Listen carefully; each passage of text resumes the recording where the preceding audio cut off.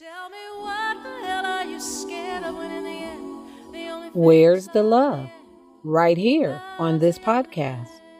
way. Welcome to Welcome Love to Drops, Love Drops, where your tell me host the things and I One Love never ambassadors, knew, never Charles received, and never Diane, lost. will Never share belonged love, to an empty hope, world and that takes us inspirational and fills us topics like taken from all the their reasons journey to and wish world I was events. a child We just will like also include on location recordings and special pop up guests from cool places all around the world. So sit back, relax, and enjoy the show. whether big or small, love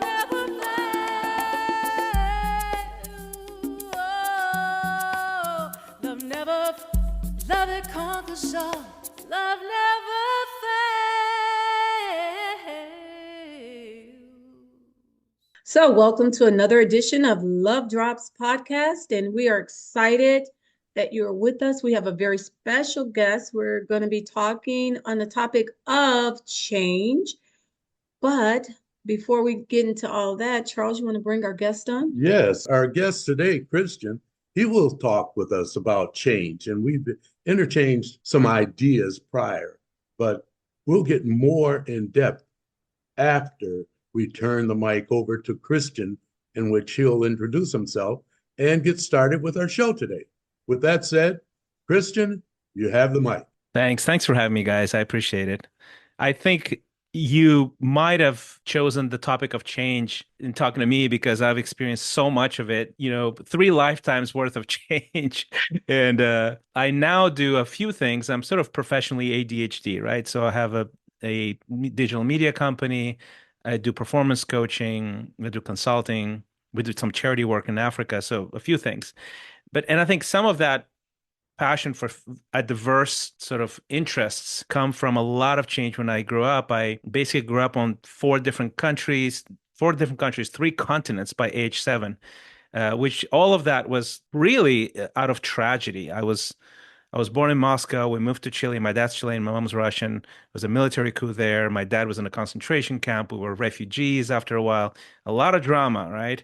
And we had to basically leave the country because we were forced to, along with hundreds of thousands of other people, by this military regime. And we ended up back in Europe and then in Africa and Mozambique for a few years. Those were my formative years.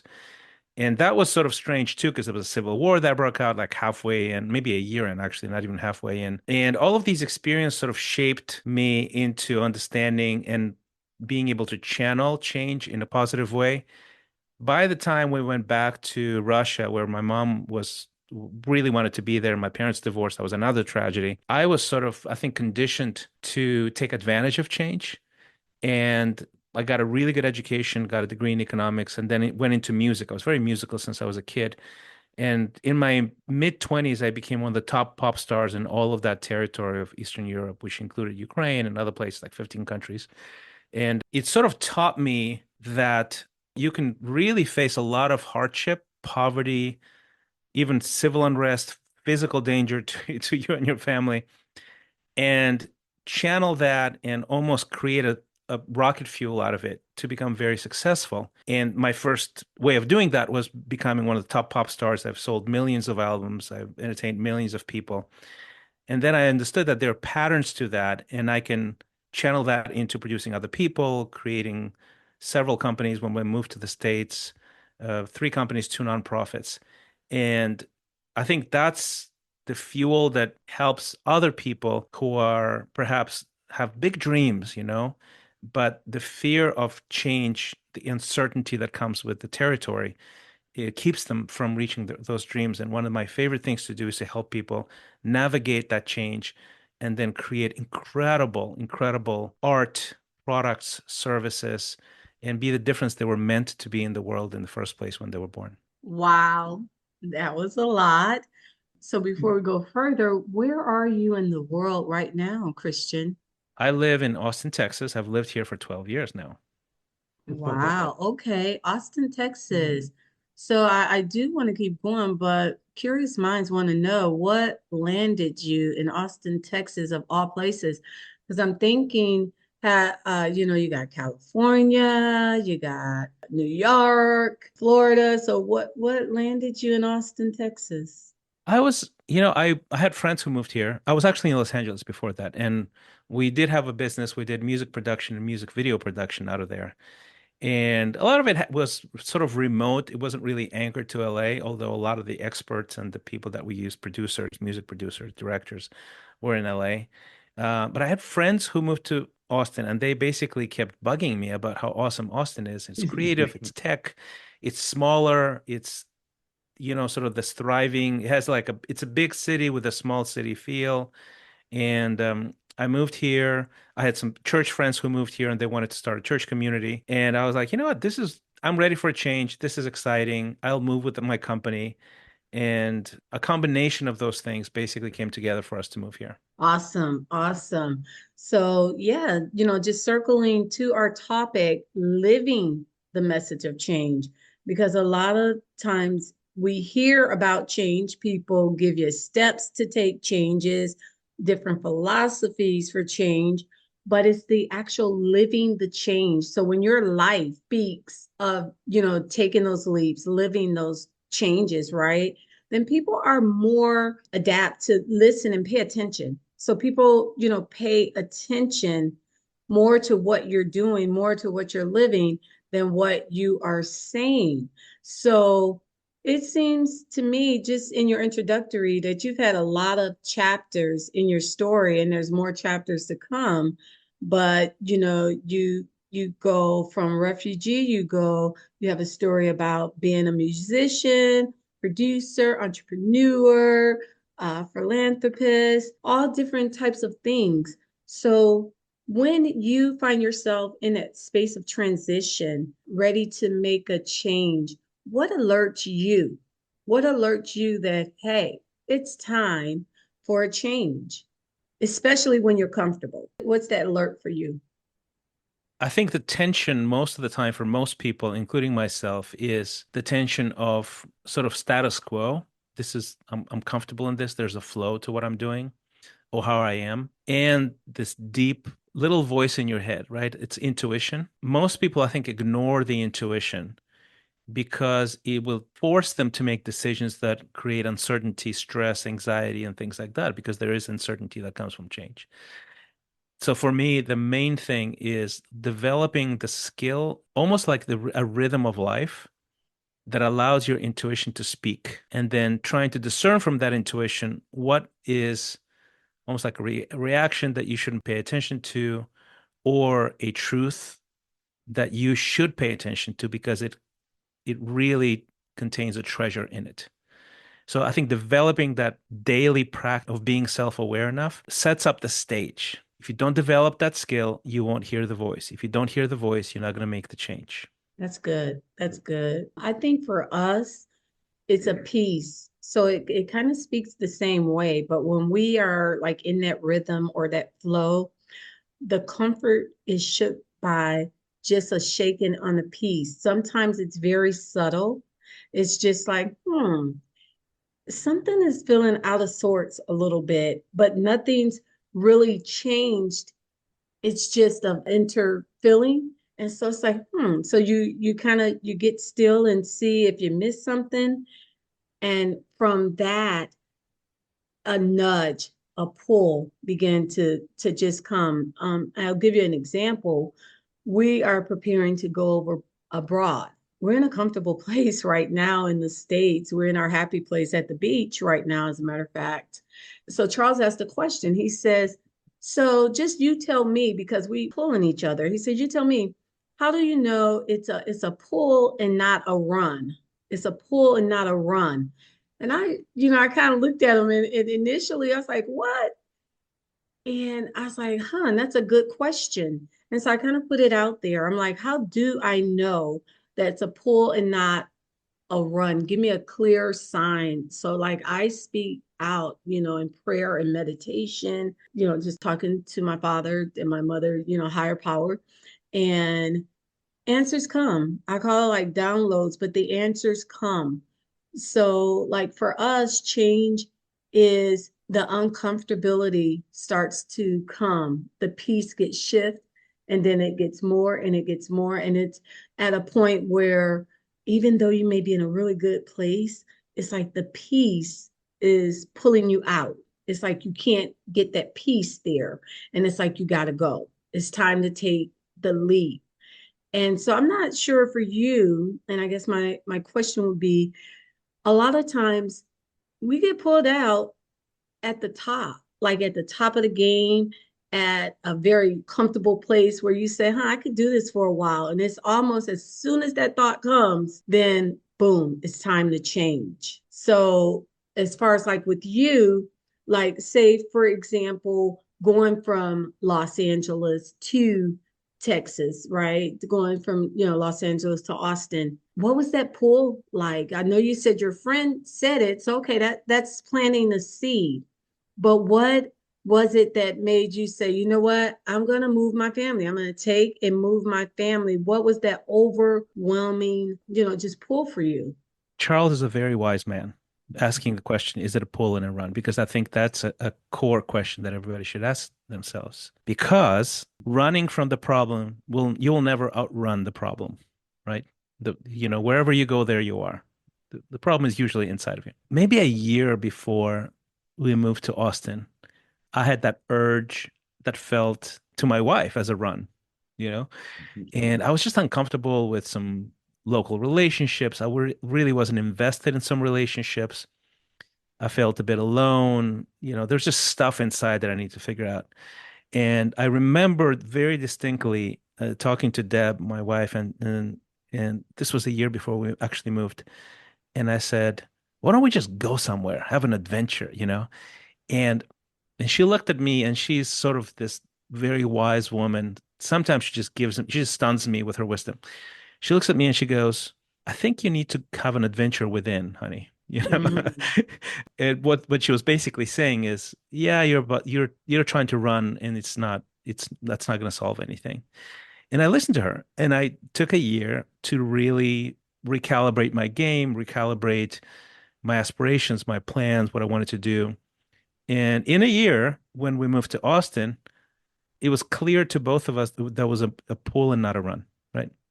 Yes. And and it was just a combination of things. And that's the thing. When you don't develop a practice of self-awareness, you won't be able to actually discern. Mm-hmm. You just won't be able to.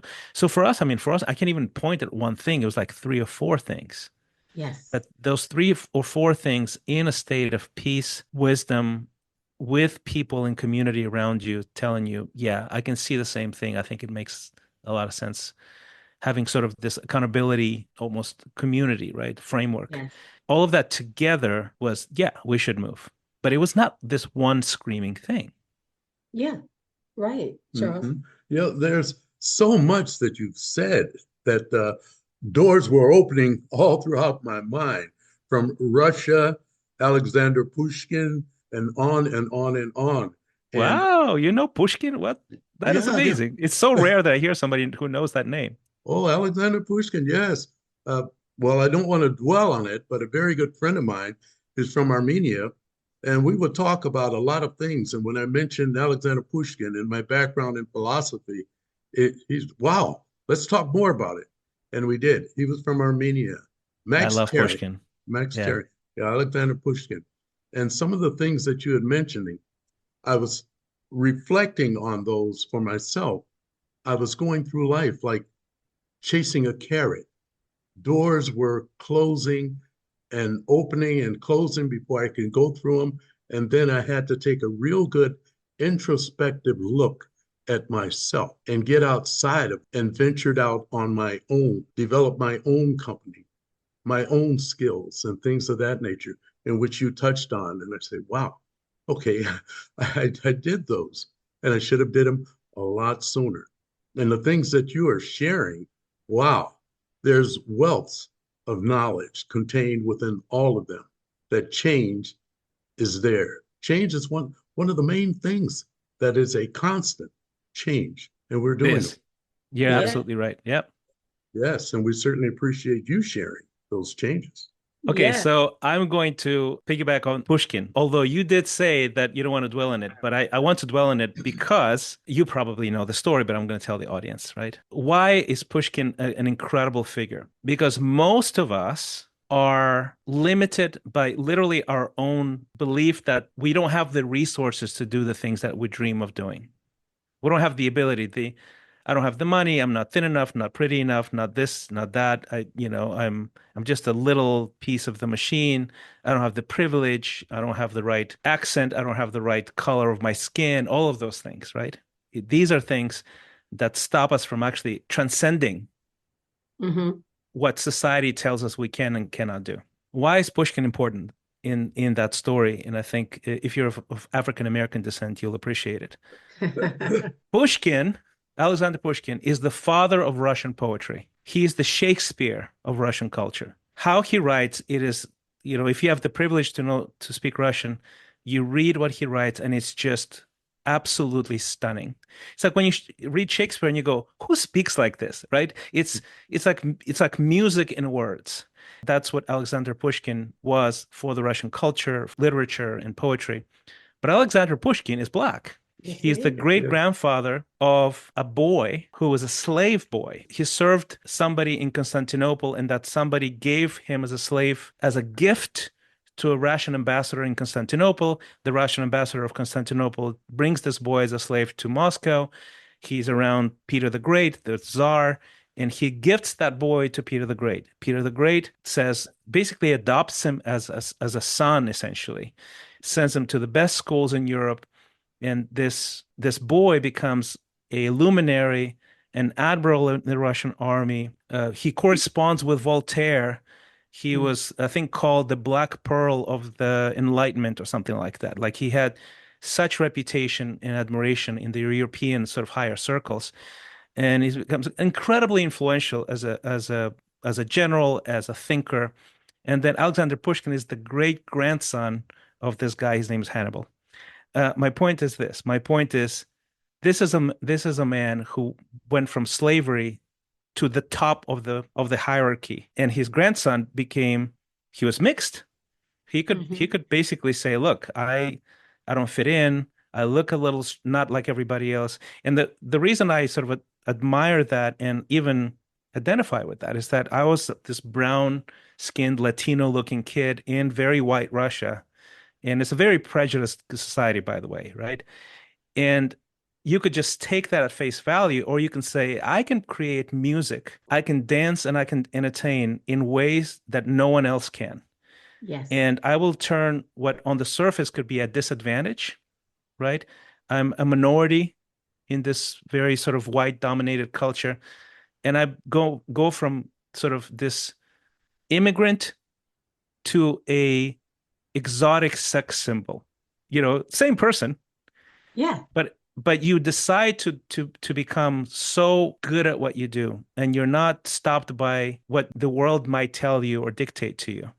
And you become one of the top pop stars. And my point is anyone can do that. I really believe that is to be true. And yeah, you will experience prejudice of all kinds of things. That shouldn't stop you. If you create superior quality services, products, entertainment, whatever it is that you do, you can succeed almost anywhere, especially in America. Absolutely. And I am jumping in full throttle here because a couple of things you said. One of the things you said was about the resources, right? I don't have the money. You look at everything that you don't have instead of looking at what you do have. If you have a will or just a strong desire and a will to do anything and you go for it, not only will you achieve that which you have gone for, but you will supersede it.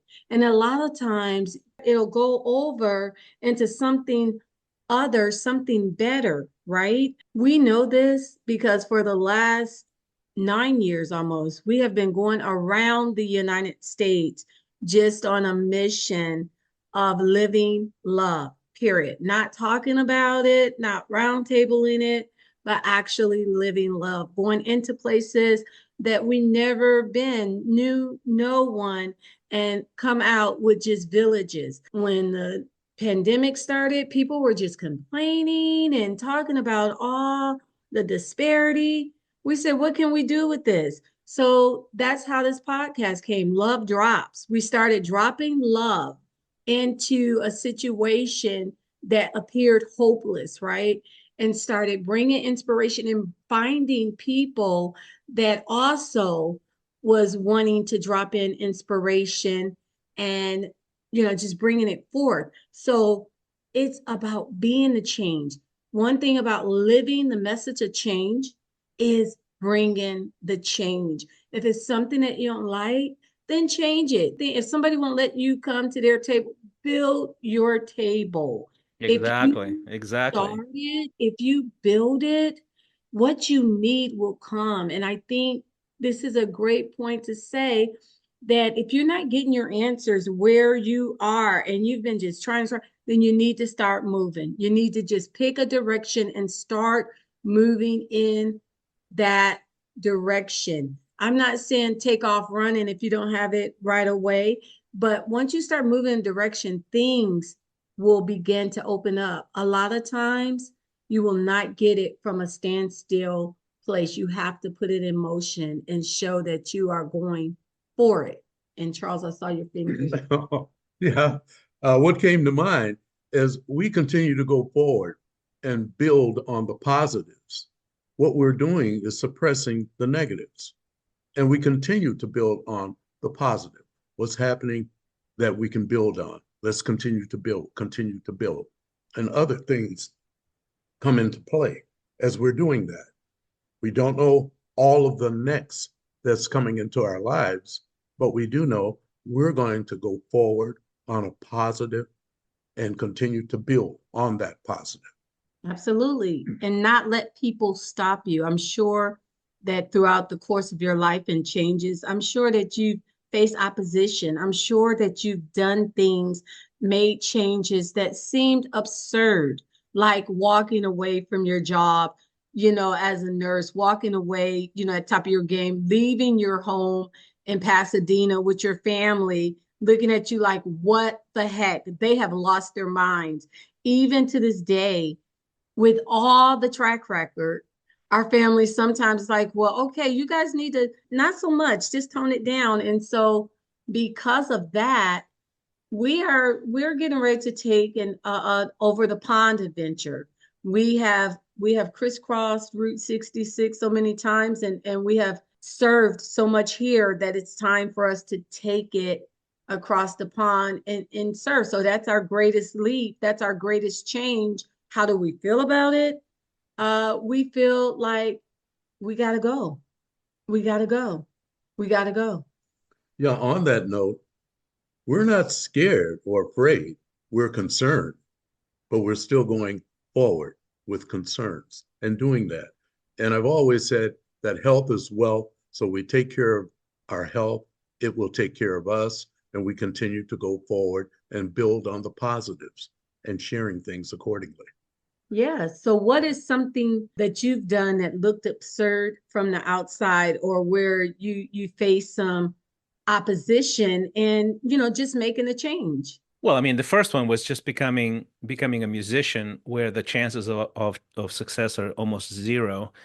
Especially with my education, I got a master's degree in economics by age 21. I was the youngest in my class. I speak 4 different languages. And, most of my peers were going into banking or trade or finance. And I was like, I'm really bored to death just thinking about it. I just can't do it. So I started to do music, and it was crazy for people, right? Including, especially my mom, right? My mom and dad, they were like, they want to be supportive, but they go, son, this is not going to take you anywhere. Now, of course, 2, 3 years later, I was on TV, radio, all of that, and they're very supportive. And then at the peak of that, this was probably 7 years in or something like that. I'm like, gosh, I'm really bored, actually, and it was again a sort of a think you said concern. That was probably a good sentiment, because now you have status, you want to maintain it. That's sort of in human nature. Doing something dramatic, counterintuitive, it's hard because you fear judgment. And even judgment inside. I'm like, I'm living the dream, but I have this strong sense that there's parts of me that are dormant in this music career. And what it was is, look, I can be a great entertainer, And there are some people that only want to do that, and that's what they were born for. That wasn't the case for me because I've traveled the world. I speak several languages. I was interested in philanthropy. I became very interested in serving the poor. And I wasn't doing any of that in my music career. So I was like, you know what? I need to just phase out of it. So I came home. I was on a train ride when I decided that. I'm like, is this all there is for me for the next 20 years? And I wasn't okay with it. So I phased out slowly, trying to do it responsibly. But most of my entourage, including my parents this time, thought I was out of my mind. Same thing. But it allowed me to learn philanthropy. I worked for a big nonprofit. I served the poor on 3 different continents. Uh, I did a lot of good. I now have a after-school academy. It's called Ascend Academy. If you want to look it up, Ascend as going up dot academy in Mozambique in Africa. And it became a big part of my life. And I wouldn't have experienced it unless I've let go of this one thing that I was doing that I was successful on. On the other side of things, I moved to the US with my wife and my kids. And it was the same thing. I had a name, I had a brand, I had fame. You move to the US, no one knows or cares who you are. I have an accent. I mean, who wants to hear from me? I have no idea, right? But we felt the need to do this. Most people want to go to the US to find their fortune. I was actually walking away from fortune to come to the US. But I felt compelled to do it for a number of reasons. And one of them was, quite frankly, I just love this country, the culture, the atmosphere of possibility. I wanted to experiment with new things, start companies, do entrepreneurship stuff. And I had no idea if I was going to succeed or not, but I did it anyway.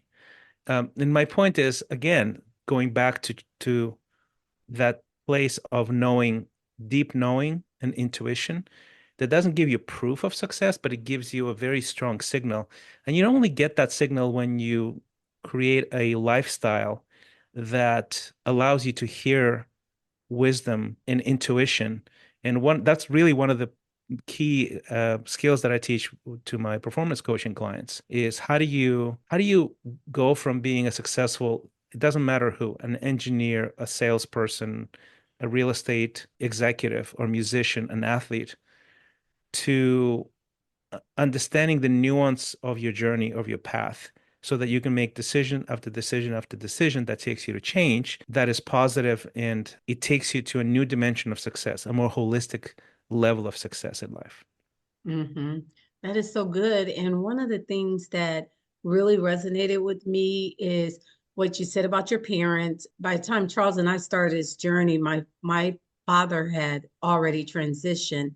My mother was still here, and our kids are adults. So our adult children and my mother, Charles's brother, is like, what the heck is going on with them? I think some of them still, like, we're admired. And then like, so it's a duality. It's like, oh my gosh, what you guys are doing is great. Oh my God, what is wrong with you? What are you doing is crazy, right? So it's like, so that's their battle, not ours. But I think it's interesting that the same sentiment that you got for going into the music business, like, what in the world are you doing? Are you crazy? Have you lost your mind? And then when you were ready to walk away from it because you've made success in it, what in the world are you doing? Are you crazy? Have you Same lost people, your right? mind? Right. Same people say, yeah, right, exactly. So what that speaks to is you must go from that intuition, that inner calling within yourself. And you must know that you know. And when you know that you know, then what others say, I'm not going to say it won't affect you, but it won't affect you enough to stop your course. It won't affect you enough to make you pause or change your direction. Because like if your mom says you're crazy, I mean, you're gonna feel some kind of way, but still gonna go do what's pulling you. Yeah, exactly. And what you said was really important. The others, right? We are social animal. We're tribal just by birth. We care. On one hand, you're going to have the majority. The majority will vote because they're voting with their lives to maintain the status quo. That's just the nature of how things work. And the majority will always basically say, "Are you crazy?" And not because they want to be skeptical or critical. They just don't see the logic, right? And they care about you. On the other hand, there are others, another tribe that I think every successful entrepreneurial person should find is another tribe that actually understands the mechanics, dynamics, and the secrets of success, who can actually push you forward rather than stop you. And developing a network of wise counselors and a network of mentors and coaches in whatever field, to me, that is absolutely quintessential to finding your way. So intuition plus accountability plus guidance, that's to me a winning formula. I was speaking to on my podcast to a leading researcher in growth mindset. His name is David Yeager. And this was maybe a couple of months ago. And he said something interesting. He goes, about the whole thing about the 10,000 hours that, that bring mastery. I said, yeah, of course, everybody knows that. It's sort of a sticky idea. And he goes, the guy who developed that theory, before he died, he found this one other element to the 10,000 hour rule. And the element is that the people that really skyrocket in their performance, in their success, because of the 10,000 hours put into mastering, most of them had a mentor or a guide or a coach. That is the secret sauce, not just the 10,000 hours. So I would just add to that intuition, and you need to find the self-awareness, the emotional management skills, the quiet, the peace, the wisdom to listen to that. You will face resistance from people who just don't see it and they care about you, so they will speak up against it. But if you find the guidance and the mentorship of the people who will actually pull you up, you will listen to them over listening to the people who are trying to stop you. That is excellent. And that is one of the things that we stepped out on. And it takes a village. In this journey, there have been a lot of mantras that evolved. And so one of the very first ones was, it takes a village. It takes a village.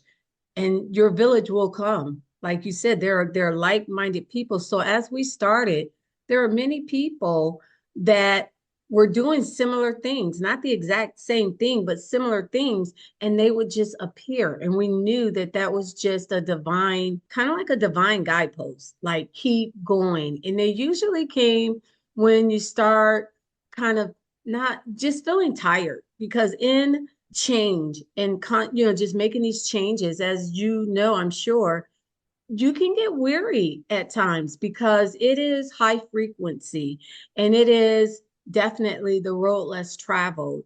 And it is something that is, you're constantly elevating and going to different levels and different places and doing different things that a lot of people just choose not to do. So that requires a lot to just stand in that space. So, with that said, throughout all the changes, where are you right now in the process of your journey?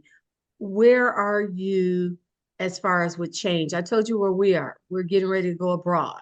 Actually going to take a train adventure. So when you mentioned being on the train, Charles and I smiled because we're actually going to take a train adventure through Europe, even though most people have said, oh, you should fly from place to place. It's faster, it's easier, but that's not what we're trying to do. We're not trying to do fast and easy. We're trying to experience and embrace and evolve and create and spread. So we're going to have a train adventure. And with that said, some of our adventures has boldly taken us into areas that we have never been before. And we've been questioned about that. And we say, well, it's coming from a higher source. We've never went down that path. And a higher source is telling us to do that. And every time we've done it, we've enlightened other individuals. And they're thinking, well, you guys are just fantastic. We're bold. We're being courageous within ourselves to do that. As you have outlined so many things. You've said a lot when you didn't say certain things. It was there. Yeah, that's true. Yeah. But I got to jump in too and say, yes, enlightenment works circumvently. So yes, there has been a lot of enlightenment through us, but also back to us. So there's not been one place that we've been where we too were not filled as well. It was not just only pouring out, it's pouring in. I think the one thing that sticks out in mind is this one time we were giving out socks. We were in Nashville, and so we are giving out socks. It was like winter time, so we made up these little packets with socks, lotion, card, put a little money in it, and we had the basket in the back of our car. And so we saw a gentleman, coming off the ramp, and we gave it to him, and he took it. But then he gave us word of encouragement, like he blessed us, I think, more than we blessed him with the socks. I'm just saying for what he spoke into us. So it's always going to be a back and forth. And a lot of times you go in thinking you're going to help the children in Africa, but when you leave that place, they've helped you because your perspective and maybe your mindset has been enlightened by just being in that place by those little kids that have very little. Yeah, absolutely. Absolutely. I mean, the secret to life is love. Yes. That's it. It's that simple. And it's not just a ancient wisdom that tells us this in the Bible and elsewhere in the Beatles. I mean, Right. it's science. It's science. One of the core elements of the stuff that I do for high achievers, essentially, who want to be at the peak of their game, is based on a Harvard study for human development. It's the longest longitudinal study in history. And quite literally, this is a secular study, completely not woo-woo new age science stuff. The director, one of the directors, there's been several of them, when they said, okay, what is the one thing that you learned about what is the most important factor for people to be healthier, wealthier, live longer, and happier? And he said, it's very simple, love, full stop. Mm-hmm. This is a scientific research paper. I mean, this is a massive study. And what comes out of it is the thing that we've been told for thousands of years from ancient wisdom, because it's just true. If you live a life of purpose and love, you will be happier, more attuned with who you are. You're going to serve people. People are going to serve you back. The people that you serve will bless you with income, with the ability to do more things. They're going to fund your projects. I started the Ascend Academy in Africa with zero funds. And Mm-hmm. just by investing in the idea on the solution, people just pop out of the nowhere to do that. Same thing with Ukraine. When the war started 3 years ago, I just sort of dropped everything and I started helping refugees. Day 6 of the war, we were sending funds over there because I used to live there. I had all these anchors, all these roots there. My youngest daughter was born there. And we ended up raising almost $300,000 in just a matter of months, helped hundreds of people. And then on top of that, Deb and I decided to go there like a year into the war. And people were like, you're going into a war zone, really? Like, Mm-hmm. you don't think it's enough to just send money and help refugees? And we felt that being present was important to the people we're trying to serve. And we made the trip, both of us. And, even our kids were like, well, why don't like one of you goes, so if they die, we have the other parent, that kind of thing. And and it was important for both of us to go because we really believe that, look, we're not crazy. We're not trying to get killed. It's calculated risk. The actual risk is lower than people think it is, even though it is a war zone. But we wanted to do something meaningful for the people we serve. And as you mentioned, Dan, it ended up being one of the highlights of our life, being there. The level of intensity between good and evil to be so clear, with the impact that we were able to make through the help we provided for people, being so life-giving, quite literally, And even though this is tragic and heartbreaking, we never cried as adults as we cried in Ukraine in those 2 weeks that we were there. But it just changed us from the inside and enriched us in ways that we couldn't even compare to any other experience in our lives. But it was following the combination of intuition, skill. We have a platform. We know how to communicate. We know how to inspire people to give. We know how to market, and we're willing to put skin in the game. We're willing to actually physically go there and not just speak with words, but speak with actions. And that inspired sort of a surge of support that is just still going on after, several Mm-hmm. years. Mm-hmm. You said something so impactful, and that is change shows up for life. Change shows up for life. And I say that because with the change that occurred in Ukraine, and it was devastating, but it was still a huge change almost instantaneously. You living change, you go and you show up. Change shows up for life. When you show up for life, life is going to show up for you. When you show up for life, you will walk into a storm. You will walk into a war zone. You will walk into places where everybody is running from, but you will walk into it boldly, knowing that change shows up for life and you're going to be protected. And guess what? Even if that's how you go out, think about it. Yeah, You are I going don't mind. out doing right. I'm just saying, think about you are going out doing something that you are passionate about. You are going out on purpose, right?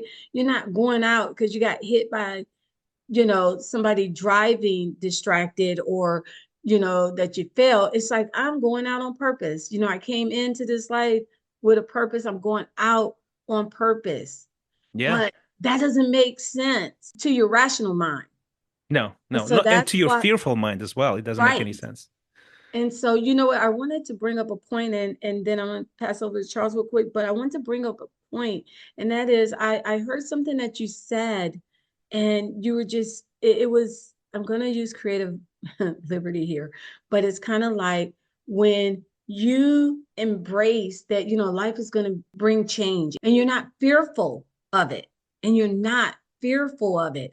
It was, you said this in that talk while about how some people succeed and many just won't, right? And it's just like, and you're making a statement about change, and you're kind of almost like, if you don't let change scare you, then you can flow through it, and you're going to just do things almost like a superpower. And again, like I said, I use creative liberty with it, but it's just like, you just are not afraid of the change. You know that it's inevitable. You know that it's going to happen. And you're like, let's go.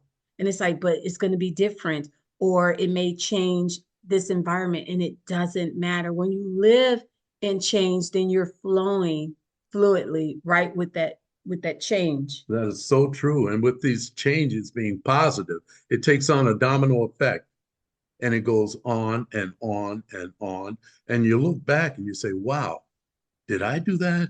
Did I start that? Was I a part of that? And it continues to go. And you're not looking for anything. You did it from your heart. Your divine guidance is taking you there, which with Diane and I has taken us into places we had no idea. But change will do it with love. Yeah. You know? Yeah.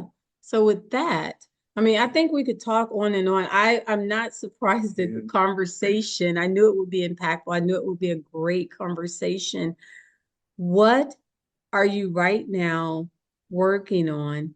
And how can our listeners support Christian Ray Flores right now? I am doing a few things. Well, you can definitely go to Ascend.academy and see if you want to support the work in Africa we do. My goal is to really elevate not just the inspiration, because inspiration is widely available. There are very, very gifted people doing that. I want to pass on skills to people, actual real muscles. I want to be able to train you to do extraordinary things. And I can do it from a distance. You don't have to be in a relationship with me through content and the stuff that I do, or I can coach you. The coaching piece obviously is more limited because I can only coach so many people. There's a wait list on my coaching program. You can go to exponential.life to check it out and, schedule a discovery call and see if there's a fit, and you can join the wait list. But we can only coach so many people at a time. So it's a very boutique, sort of narrow group of people that we can do that, and a fit needs to be perfect. And exponential, by the way, is spelled without the E, the cool way to spell exponential. But if you are sort of generally speaking want to be in my following and support my work when it comes to just free content that we create, you can subscribe to my newsletter that has now close to 21,000 subscribers. It's you can find it on Substack at christianrayflores.com. And I drop an episode or a post every week on a Sunday. Basically, everything I find, all the wisdom, all the resources, all the stuff that inspire me, I put on those newsletters every single Sunday. And you can keep up with videos, with audio podcasts as well. But that's really my home for giving away stuff, basically. And if you want to support, you can just subscribe as a paid member. There's all kinds of perks that go with that. But that's the main home I use to just serve as many people as possible. Okay. We always ask our guests to leave our listeners with some inspiration. Love drop is what we call it. It's Love Drop Podcast. So what would your love drop of change be to our listeners? What love drop do you have for them? I will give you a gift. And the love drop is awareness of where you are now, because it's the beginning of change. You won't be able to change unless you face the reality of where you're at now. I developed a tool based on that Harvard study called the Exponential Scorecard. I use it with all my clients that pay me a lot of money for it. And I give it away to the people that listen to my stuff, my subscribers. And basically what it is, it's a self-assessment tool. It takes about maybe 7 minutes on average to complete. It's about 40 questions. The gift of that, the love drop of that, is a clear vision along the most important dimensions of life of where you are. And it sends basically a report to your inbox, and you say, okay, these are the dimensions, and I'm either scoring high or scoring medium, scoring low.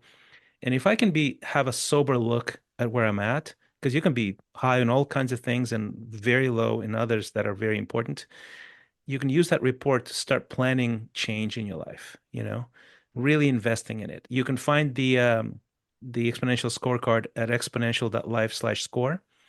It's absolutely free. And that is my love drop to you and your audience. Well, certainly appreciate that. And out of all the information that you shared with us, as well as our listening audience, what would be the best way for our listening audience to get in touch with you? I think the best way is just to go to exponential.life, and there's a contact form there at the bottom. They can just send me a message. You can literally look up my name, and all of my socials pop up, my LinkedIn, my Instagram. So I'm easy to find. Yes, you are easy to find. You are easy to find. I put your name in and just got overwhelmed. I said, I'll just wait and talk to him. Wait and talk to him. We want to thank you, Christian, for just being our guest here on the Love Drop Podcast. We thank you for your time. It is definitely non-refundable. And so we thank you for that gift of your time. And yes, and you make it very, very easy to talk with. You open so many doors of communication, and it's greatly appreciated. Thank you, guys. Really appreciate your lifestyle as well. And the life of faith, courage, and bold trust in your intuitions. I think you're a great example of that. And also the bonus of bringing up Alexander Pushkin out of nowhere. That was fantastic. Yes, he's one of my favorites. So cool. So cool. Yeah. Yes. So for our listeners, thank you for listening. We asked you to go check out Christian Ray Flores. We're going to drop those links in the narrative along with a couple of other links that we are going to get from Christian, and you'll be able to get in touch with him. You'll be able to support him. You'll be able to spread the word about him, because that is the greatest thing, is to get the word out. So let's do that. Even though he has a big following, there's always room for more who needs to hear from him as well. So until next time, we ask you to subscribe. We ask you to share. We ask you to keep spreading those love drops. And we say, one love. Never a second will I waste. Never an opportunity to taste the sweetness of this life. Thank you for tuning in to the Love Drops podcast. Be sure to follow this podcast and share the love with everyone you know. Until next time, this is Charles and Diane signing off. One love.